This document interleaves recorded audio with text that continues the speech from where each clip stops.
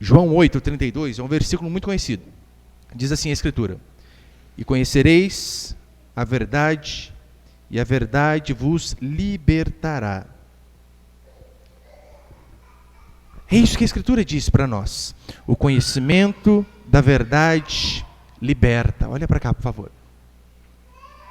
Por que é importante eu e você? Eu sei que o texto se aplica de forma primária ao conhecimento do Evangelho, porque é o conhecimento do Evangelho que liberta, que transforma, que salva. Claro que sim. Só que, quando nós conhecemos a verdade, em todos os sentidos, nós também somos libertos de pessoas que tentam nos enganar, que tentam nos fazer de bobo, que tentam contar mentiras para nós. E você sabe, eu e você somos bombardeados o tempo todo por essa mídia esquerdista, por esses políticos corruptos, que na verdade vêm implantando ideias que são contrárias à Escritura na nossa mente. Se você estudou em escola pública, não só pública, se você estudou em escola pública, em escola privada, se você fez faculdade, ou se você faz faculdade, você aprendeu muitas mentiras. Muitas mentiras. Se a sua fonte de informação é o Jornal Nacional, é a revista Veja, a Época, o UOL, você aprendeu muitas mentiras também. Muitas mentiras. Você aprendeu que o socialismo traz igualdade, isso é mentira. O socialismo traz igualdade e miséria. Isso ele consegue trazer miséria para todo mundo. E essa esquerda demoníaca, que é o câncer da sociedade, tipificada pelo Partido dos Trabalhadores, pelo MDB, pelo PSDB, PSOL e por aí vai, pode perceber, eles sempre apoiaram pautas anticristãs, como o aborto, como casamento homoafetivo, como ideologia de gênero. Não pode um cristão acreditar nessas coisas de forma alguma. E dentre várias mentiras, é sobre a que eu vou falar hoje, né? Põe ele, por favor. Sobre o desarmamento. Desarmamento. Eu e você precisamos saber o que a Bíblia diz a respeito do cristão andar armado. Você já se fez essa pergunta? Será que eu, como cristão, como cidadão comum que sou, será que eu posso portar uma arma? Será que eu posso me defender? Será que em caso extremo eu posso tirar a vida de alguém para que ele não tire a minha vida? A Bíblia tem essas respostas para mim e para você. É importante você saber essas coisas, você saber a quem interessa de fato o desarmamento civil. Eu estou dizendo, é óbvio, né? A quem interessa o desarmamento civil?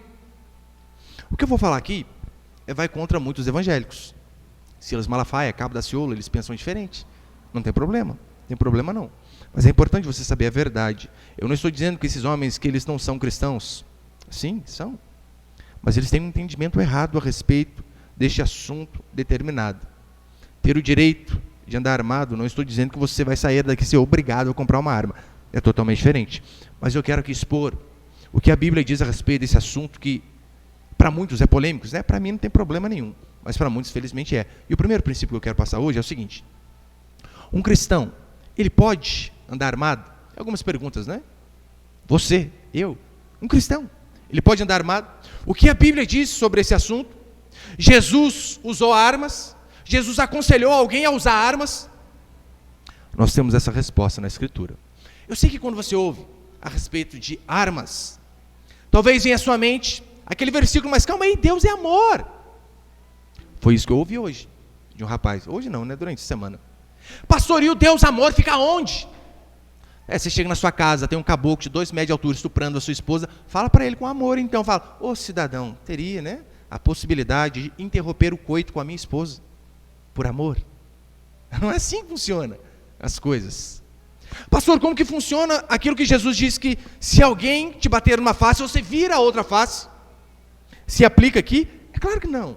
Não é esse o contexto, se alguém bater numa face, você virar a outra. O contexto ali, em primeiro lugar, é sermos humilhados por conta do reino.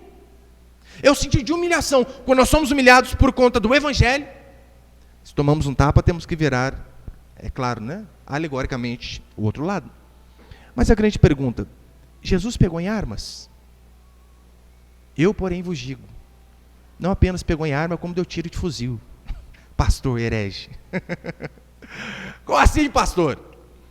Põe ali, João, por favor. João capítulo 2, versículo 15, a Escritura diz assim: tendo feito um azorrague de cordas, era um chicote, né, normalmente com 8 tiras, e na ponta dele ou tinha bolas de ferro, ou tinha ossos de carneiro. Tendo feito um azorrague de cordas, expulsou todos o templo, bem como as ovelhas e os bois, derramou pelo chão o dinheiro dos cambistas e virou as mesas. Irmãos, consegue imaginar Jesus Cristo nessa situação aqui? Chegando com... Era a arma da época, o chicote. Era como se Jesus tivesse incorporado o Capitão Nascimento, chegasse dando tiro para cima. Não vai subir ninguém! Era mais ou menos isso que ele estava fazendo. Dando chicotada, virando mesa, xingando geral. Pastor, mas ele não acertou ninguém, é verdade, mas deu um susto no povo. Tem ali, não tem? Põe a fotinho, por favor. Azorrague de cordas. Michel, dá para apagar essa luz aqui para mim, ali no fundo ali? Você consegue? Está escrito aí frente, se eu não me engano. Só daqui, da frente. Tá bom. Pode acender tudo de novo. Aleluia. Tá bom. Só para ver. Acho que viu, né? E era uma arma. Jesus, quando ele precisou, ele pegou sim. E disse, olha, tem coisas que a gente tem que ficar furioso. Mas ele vai mais longe. Ele não apenas pegou em armas, mas também aconselhou os seus discípulos a andar armado. É o que a Escritura diz. Lucas capítulo 22, versículo 36, a Escritura diz assim: então lhes disse, agora porém, quem tem bolsa... Só lembrando o contexto, né? A primeira vez que Jesus manda os seus discípulos missionários, ele diz assim, vão sem levar nada, digno ao trabalhador do seu sustento. Se alguém der água, bebe, se alguém der comida, bebe. Se alguém não quiser receber, vai embora. Mas aqui, tinha mudado. Mudou o contexto. Jesus disse, então lhes disse, agora porém, quem tem bolsa, tome-a. Como também o alforje. O que não tem espada era a arma da época. Antigamente não tinha arma de fogo, a arma de fogo foi criada ali por volta do século 8, 9. Então não tinha. Espada era a arma. E o que não tem espada, venda a sua capa e compre uma. Ou seja, venda parte da sua roupa, que te cobre do frio, que te protege, e vai armado. Jesus falando isso para os discípulos. Por quê? Porque o lugar que eles estavam indo era um lugar perigoso.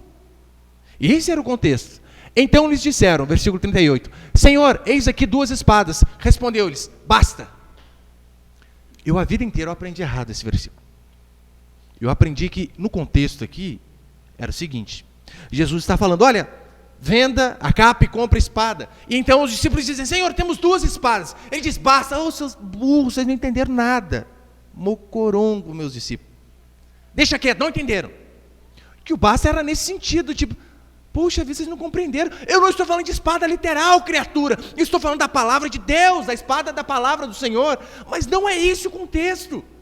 O contexto é literalmente uma arma que eles deviam usar. Haja vista que a palavra basta é ikanos, significa mais do que suficiente, o bastante. Ou seja, quando Jesus diz, vende capa e compra arma e compra espada, e os discípulos mostram 2 espadas, Jesus diz, joia é o suficiente, dá para proteger vocês. Este é o contexto. Pastor, mas nós não temos que acreditar na proteção de Deus? Sim, claro que tem. Mas aqui Jesus disse, acreditem em mim, mas... ponto 40 na cintura, porque o lugar que vocês vão é feio. Hoje eu estava dando exemplo, tem um irmão da nossa igreja que vem de manhã, que ele é caminhoneiro. E ele faz só esse trajeto Rio-São Paulo. Você sabe, os marginais atacam cargas de caminhão. É proteção para um caminhoneiro, está armado. Pode perder o caminhão, pode perder a mercadoria, pode perder a vida. Pastor, mas nós temos que acreditar em Deus? Sim. Orar? Sim. Mas também em determinados lugares Jesus diz, olha, a oração e a proteção divina é importante, só que é necessário vocês também se proteger com as suas próprias mãos. Eu e você devemos nos defender, é o que diz a Escritura. E se preciso for, até matar em legítima defesa. Isso não é crime, não está lá no nosso Código Penal, não é crime. Muitas pessoas dizem assim, não, é crime, só que não tem pena. Não. Você matar em legítima defesa, você não cometeu crime. É o que diz o artigo 25, se eu não me engano, do Código Penal. Mas Jesus, ele diz, olha, em caso de legítima defesa, você pode sim matar. Só que talvez você faça um link com o mandamento, não matarás. Pastor, como assim? A Bíblia diz não matarás, o senhor está falando que pode matar? A tradução correta do não matarás seria não assassinarás. De forma deliberada, sem motivo de legítima defesa, simplesmente ao bel prazer. Isso a Escritura diz que é pecado e isso é crime. Agora, em caso de necessidade, a Escritura diz, você pode se defender usando a força necessária e, se preciso for, até matar a pessoa que tenta tirar a sua vida. É o que diz Êxodo, capítulo 22, versículo 2. Se um ladrão for achado arrombando a sua casa e, sendo ferido, morrer, quem o feriu não será culpado do sangue. A ilustração que ele está dando aqui é o seguinte: você está à noite, depois ele continua, né? Se, porém, já havia sol, quando tal se deu, quem o feriu será culpado de sangue. Qual que é o contexto aqui? Você está na sua casa, de repente, 2 horas da manhã, você ouve um barulho no quintal. Uma pessoa pulando. Você não sabe se está com uma faca na mão, se está com um simulacro de revólver, ou se é um revólver verdadeiro. Você não consegue distinguir, porque está à noite. Neste sentido, a pessoa entrou na sua casa, sua propriedade particular, oferecendo risco. A Escritura diz, pode matar e você não vai ser culpado. A nossa lei diz, pode matar em legítima defesa, protegendo você, sua família, ou também outros. Não tem problema. Mas ele diz, né? Mas se já havia sol, quando tal sucedeu, quem feriu será culpado. Provavelmente o que o sentido é o seguinte: durante o dia nós temos uma chance maior de analisar a situação, por mais rápida que seja. Se você chega na sua casa, você saiu só para ir à padaria, e você volta, seu iPhone 7, 10, novinho, estava carregando lá, você vê o bandido saindo da sua casa, com o iPhone no bolso ou com a TV sua de 51 polegadas. Você acabou de comprar. Se ele não está oferecendo risco para a sua vida, você tem que deixar ele embora. Felizmente, dá queixa na polícia, tenta recuperar, mas você não pode matar uma pessoa que não está oferecendo risco para você. Nesse caso, temos que arcar com prejuízo. Agora, se é à noite, meu irmão, a Bíblia diz, não tem como identificar. Então, se você matar, você não vai estar cometendo crime. Uma irmã, depois dessa pregação de manhã, ela estava me dizendo, pastor, lá em casa é terrível. Porque o pessoal da boca de fumo lá perto da minha casa, quando a polícia vem, eles pulam para o quintal da minha casa, e do quintal da minha casa saem para a rua. O que eu faço numa situação dessa? Falei, se é uma arma, dá um tiro na testa. Resolve o problema. Neste caso não seria errado. Porque está defendendo a sua propriedade. Alguns usam a palavra mais adequada, né, que é o uso comedido da força, ou seja, você tem que responder de forma proporcional. Lembra que no Antigo Testamento o mandamento para os juízes era olho por olho, dente por dente? Ou seja, você precisa ser justo. Se a pessoa vem atacar você com a mão, você não pode arrancar uma pistola e dar um tiro no peito. Mas se a pessoa vem tentar tirar a sua vida, você pode retribuir da mesma forma. Vou dar um exemplo bem fácil para você entender. Lembra que alguns meses atrás, no Dia das Mães, a Cabo Cátia, da Polícia Militar daqui de São Paulo, estava na frente da escola, Dia das Mães, e então um assaltante com arma em punho chegou diante daquele monte de mulher, aquele monte de criança, querendo assaltar. É óbvio. Você vai esperar o cara dar um tiro para depois você revidar? Claro que não. Lembra o que ela fez? Ela arrancou a pistola dela da bolsa, deu 3 tiros no meio do peito do cara. Pastor, o que a mulher dessa merece? Pedir música no Fantástico. 3 tiros, né? Tem que pedir. Isso é o uso comedido da força. Ela respondeu à altura. Mas não sei se você percebeu, né? Na matéria tem um carro que está próximo assim, e alguns comentários no Facebook dizendo assim, já tinha que passar por cima, atropelar, já fazia o serviço de uma vez. Isso é errado. A situação estava controlada. Isso aí seria um uso excessivo da força. Não precisava mais. Mas ela fez de forma correta. Deus também, por diversas vezes, sabe o que ele fez? Mandou o povo andar armado. Assim como Jesus mandou os discípulos, Deus no Antigo Testamento também. Diz a Escritura que Neemias, ele e o povo estavam reconstruindo os muros de Jerusalém, porque antigamente as cidades eram cercadas por muralhas, e estavam todo rebentado o muro, e estava lá os pedreiros, os serventes, toda a população reconstruindo o muro. Só que o perigo era iminente, os inimigos viriam atacar a eles. Sabe o que Deus fez? Faz o seguinte, vocês vão fazer a obra, mas faz a obra armado, para garantir. Neemias, capítulo 4, versículo 8, vai dizer assim, se um ladrão, põe lá, não passa, Neemias 4, 8, ajuntaram-se todos de comum acordo para virem atacar Jerusalém e suscitar confusão ali. Todos os inimigos, aqui está falando, os inimigos se juntaram para atacar Jerusalém, o povo que estava reconstruindo os muros. Porém nós, o povo de Deus, nós oramos ao nosso Deus. Em primeiro lugar é isso, é orar a Deus, claro. O Senhor é a nossa proteção. Porém nós oramos ao nosso Deus e, como proteção, pusemos guarda contra eles de dia e de noite. Consegue ver que o povo é racional? povo ora a Deus, mas o povo se protege? Quantos aqui trancaram a casa antes de vir para o culto? Você trancou? Amém? Incrédulo. Não acredita que Deus protege, hein? Por que nós fazemos isso? Nós cremos que Deus protege, mas temos que fazer também a nossa parte. Como uma vez eu vi um homem dizer assim, né? Confie em Deus, mas mantenha seca a sua pólvora. Para na hora que você precisar, você usar. E é isso que diz, olha, porém oramos ao nosso Deus e como proteção pusermos guarda contra eles, de dia e de noite. Depois, próximo. 4:13, Neemias vai dizer assim, então, Neemias dizendo, então pus o povo por famílias, olha que interessante, então pus o povo por famílias nos lugares baixos e abertos, por detrás do muro, com as suas espadas e as suas lanças e os seus arcos, inspecionei, dispus-me e disse aos nobres e aos magistrados e ao resto do povo. Olha, ele colocou as famílias armadas, passou para verificar a arma, está tudo certinho, né? Se precisar, está funcionando aí o rifle, a pistola, o R15, né? Ah, beleza. E depois ele ainda disse, não os temais, lembrai-vos do Senhor, grande e temível, e pelejai pelos vossos irmãos. Ou seja, olha, proteja você, mas também proteja os outros. Para isso que serve a arma, não para proteger só a gente, para proteger os outros. Primeira mentira sobre o desarmamento. O governo quer desarmar as pessoas porque se preocupa com elas. É isso que é desde 2004, 2003, 2005, referência a armamento, que a gente ouve na nossa cabeça. Olha, o governo ele quer que nós andemos desarmados, por quê? Porque ele se preocupa com a gente. Ele não quer ver a gente morrer com arma de fogo. Você sabe, temos 2 candidatos no segundo turno, a semana que vem. Um é pró-armas e o outro é contra. E, pastor, qual que é o certo? Eu espero que depois de você ouvir isso aqui, você também opte pelo melhor. Põe ali a frase Mao Tse Tung, por favor. Mao Tse Tung, um ditador comunista chinês, criador do Partido Comunista da China, ele disse assim, todo poder político vem do cano de uma arma. O Partido Comunista precisa comandar todas as armas. Dessa maneira, nenhuma arma jamais poderá ser usada para comandar o partido. Olha a lógica de um ditador comunista. Nós precisamos controlar todas as armas. Porque a arma traz poder. A partir do momento que nós tivermos o controle das armas, ninguém vai poder se levantar contra nós. E é claro que ele está correto. É isso que acontece. Eu sei que pais querem o melhor para os filhos.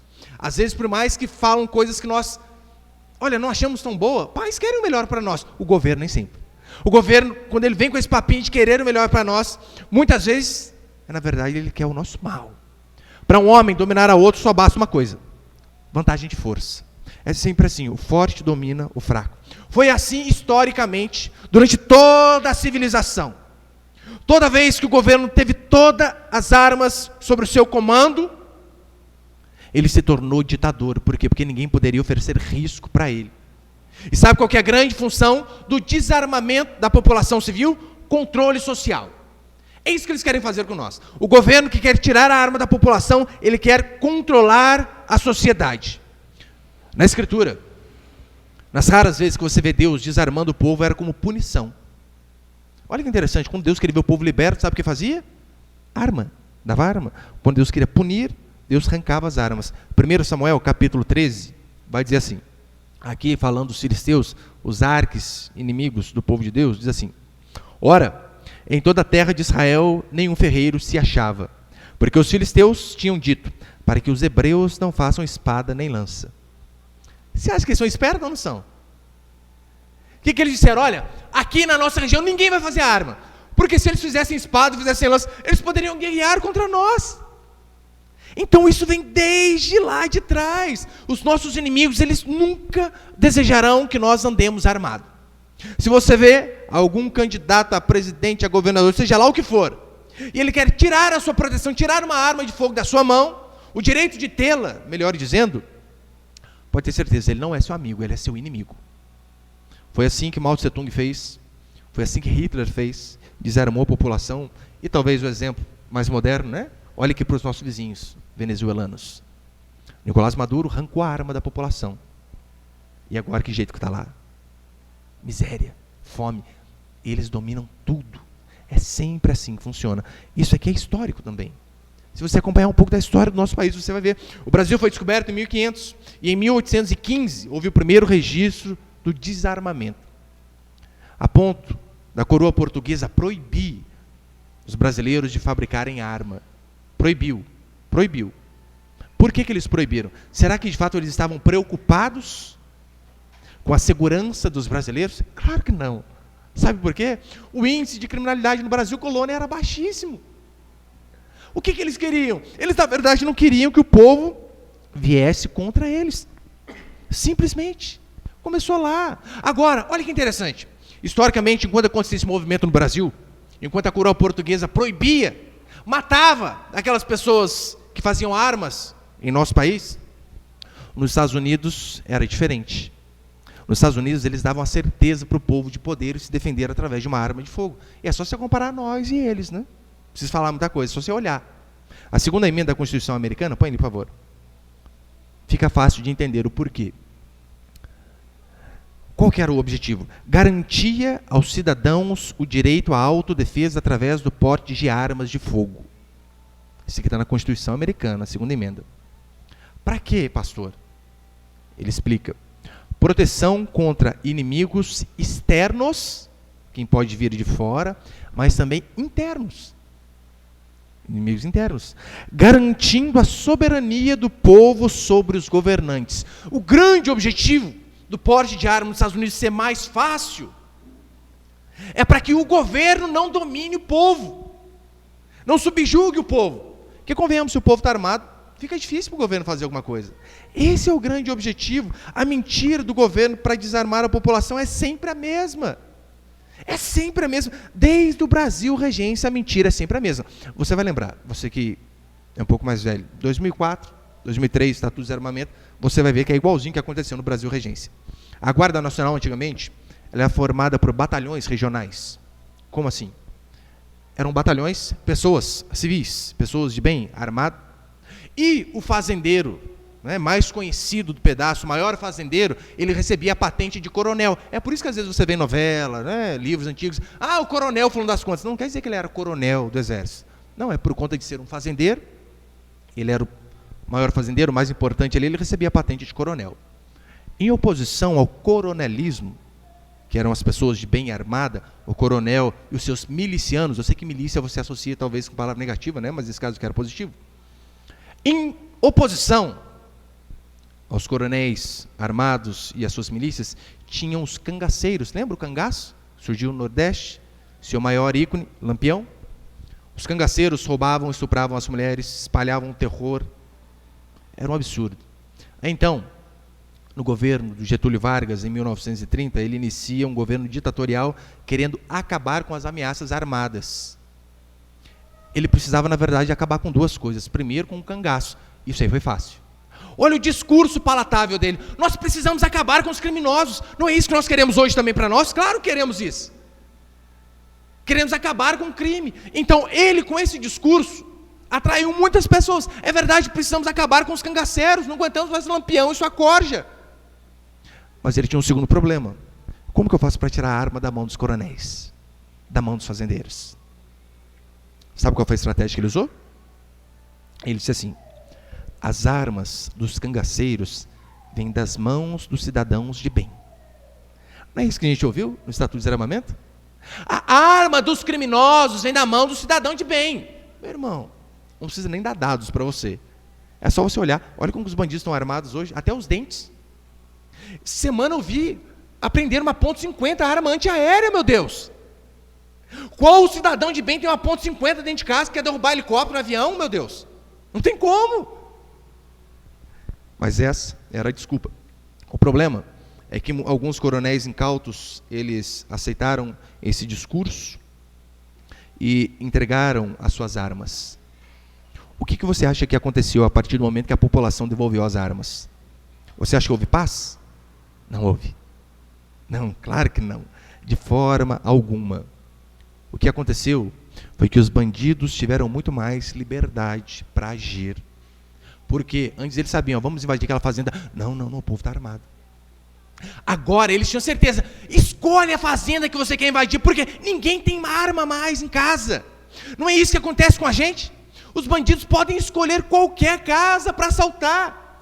Se eles não derem o azar de tiver um policial de folga ali dentro, eles vão entrar na sua casa, na minha casa, em qualquer casa, e vão arrombar, arrebentar com tudo.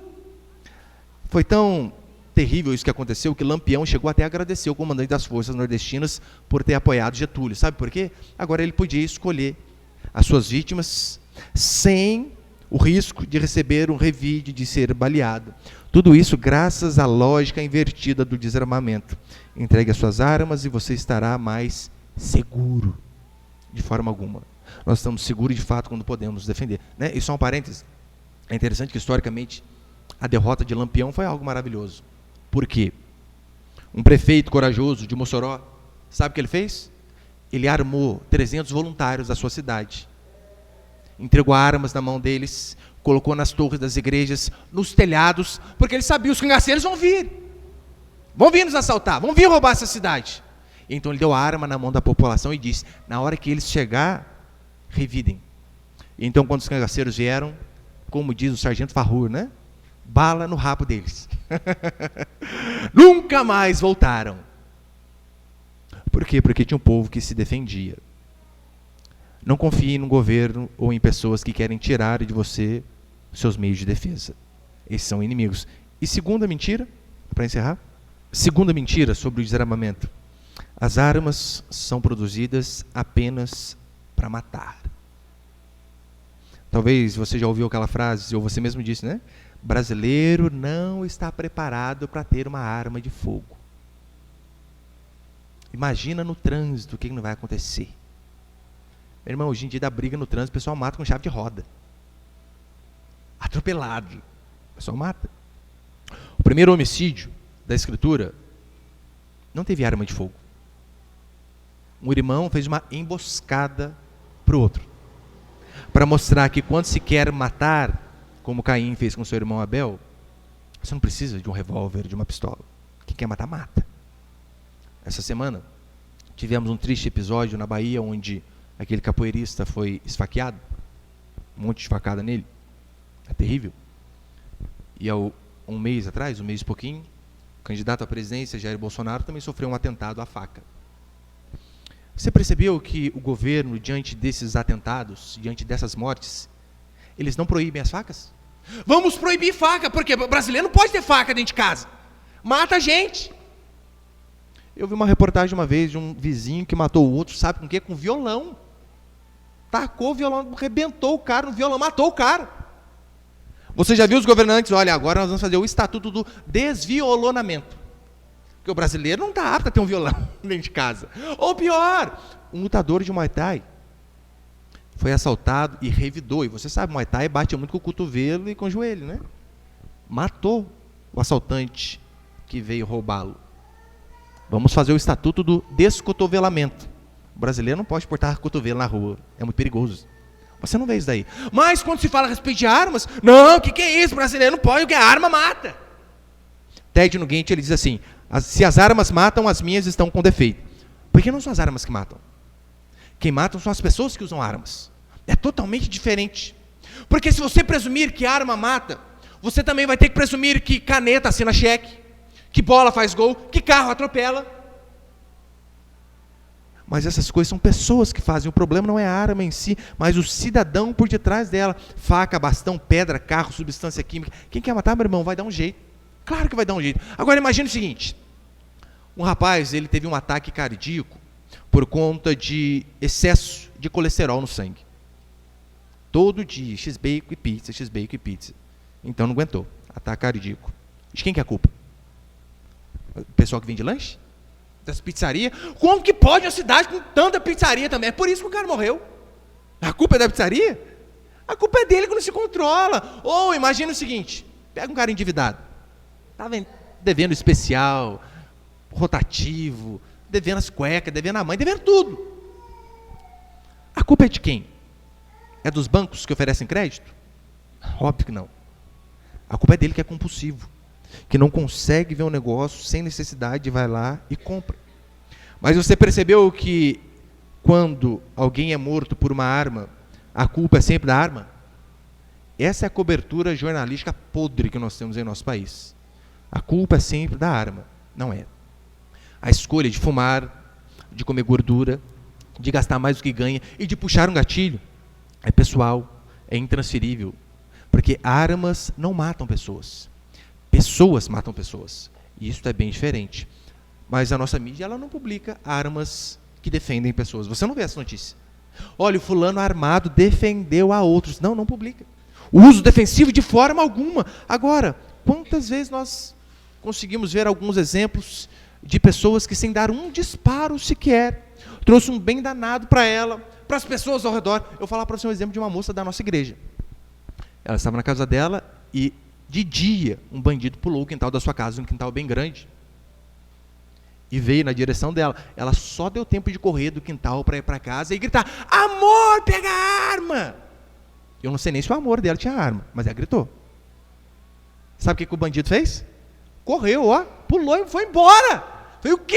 Vou morrer nesse lugar. Talvez foi um blefe, né? Mas inteligência. Colou, né? Podia não colar, mas só o simples fato do bandido saber: o quê? Não, eu posso morrer aqui também, eu vou embora. A presença de um cidadão armado num grupo de pessoas, ela estende benefícios até aqueles que não concordam que se deve andar armado. Quarta-feira passada, se eu não me engano, quarto domingo, acabou o culto, nós estávamos aqui fora, né, no culto. Eu estava conversando com o irmão, que ele é totalmente contra. Não, já se viu, vai virar bang bang Brasil. Antes de 2003 era bang bang? Não era. Agora acho que vai ter. Os antigos lá, eu fui à casa do irmão essa semana, pastor, meu pai tem uma espingarda desse tamanho na sala da casa. Não tinha bang bang antigamente, por que agora vai ter? E nós estávamos aqui, na frente, no nosso salão, e estava a minha esposa com umas irmãs e eu conversando com os irmãos ali. E tem essa unidade militar bem de frente com a gente. Tinha dois rapazes do outro lado, eu dei uma ilustração para ele. Eu falei: meu amigo, imagina o seguinte, são dois assaltantes ali. Eles precisam escolher um grupo de pessoas para assaltar. Temos nós, na frente da igreja, paz e amor. Espada que nós temos é a palavra, até liberar a arma, depois o pastor vai vir armado. Cadeira. Estávamos nós aqui, na frente da igreja, e tinha aqueles militares ali na frente também, provavelmente armados até os dentes. Ou com uma pistolinha já põe um susto, né? Se aqueles rapazes decidem assaltar um grupo de pessoas, você acha que eles vão assaltar qual? Bandido, mais burro que seja, ele não vai assaltar alguém que pode oferecer um revide a ele. Não vai, de forma alguma. Você consegue perceber como alguém armado pode trazer um benefício até aquelas pessoas que não gostam de arma? É assim que funciona. Já vi reportagens de cidadãos nos Estados Unidos que impediram desgraças muito maior por conta de usar a sua própria arma. Porque lá, infelizmente, de vez em quando aparece sempre um louco, né? Metralhando o povo em show de rock, country, nas escolas. Agora, você imagina. Se eu não me engano, foi esse último que eu vi, foi terrível, né? O cara de um prédio atirando lá, matando um monte de gente. Parece-me que a pessoa que deteve aquele homem, sabe quem foi?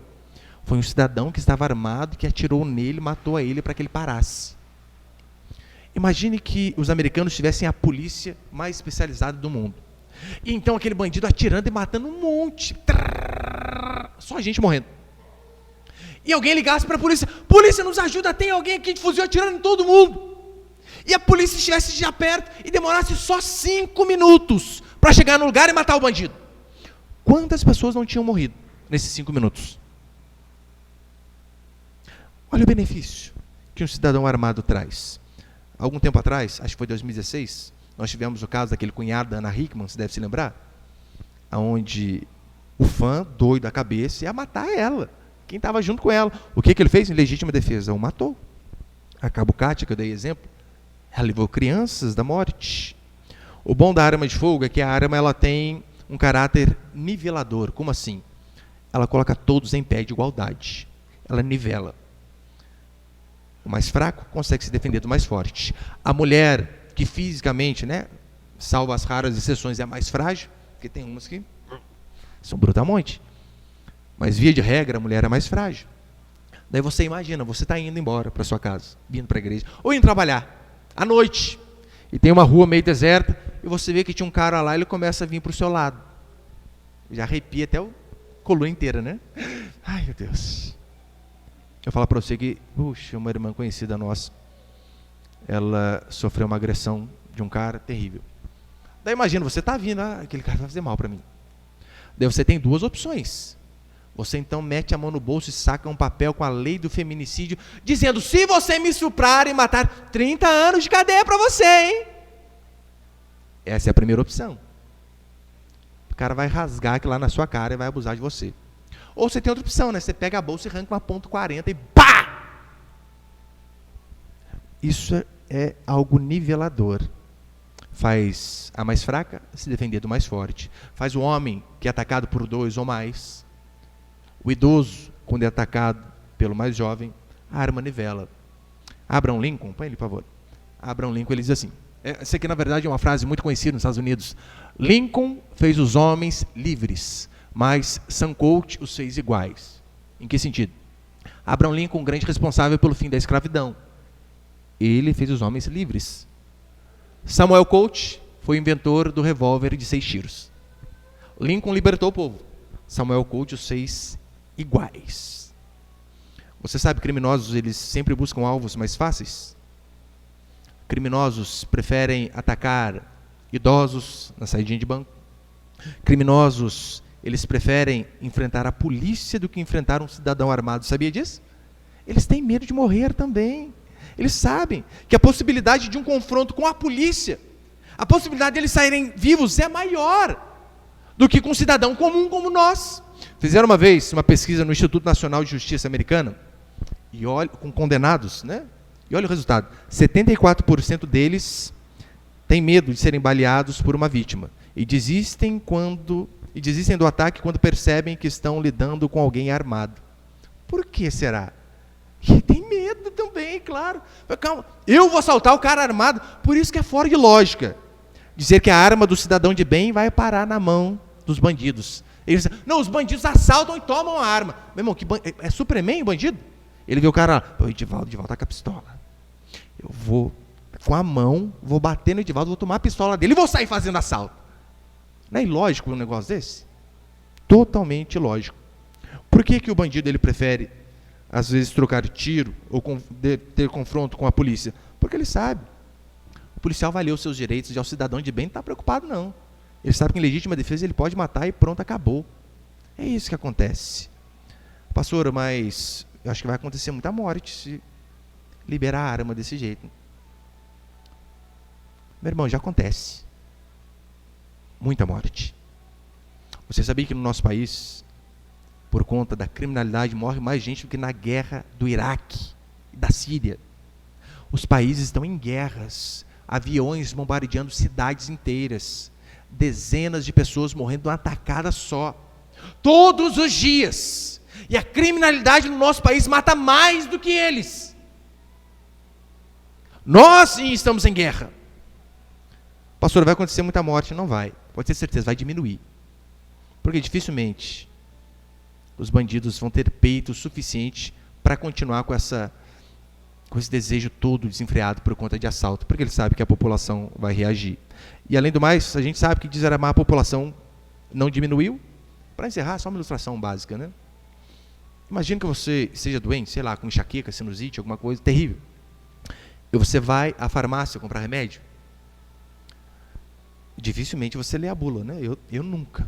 Dificilmente nós lemos. Talvez você leia, eu não. O seu problema é enxaqueca. E você sabe que, olha, o farmacêutico diz, olha, esse remédio resolve. Só que se você for ler a bula, tem um monte de efeito colateral ali. Pode soltar o intestino, pode dar uns piripaque muito doido, pode engordar, sei lá, não sei, exemplo. Mas você não está muito preocupado com os efeitos colaterais, tá? Você está preocupado em resolver o seu problema, não é? A dor de cabeça tem que ir embora. Você vai dar caganeira, não tem problema não, prefiro ficar no banheiro, mas sem dor de cabeça. A nossa mídia, ela é tão nojenta que ela só mostra os efeitos colaterais. Mas ela não diz que armar a população resolve o maior problema, que é a criminalidade. Portanto, escolher não ter uma arma é opção. Você pode escolher. Agora, dizer que um cristão não pode ter, que é anticristão, Isso é falta de conhecimento bíblico e conhecimento histórico. Porque nós vemos que, biblicamente, o povo de Deus foi livre quando eles andaram armados. Amém, meus irmãos? O Senhor é o meu pastor.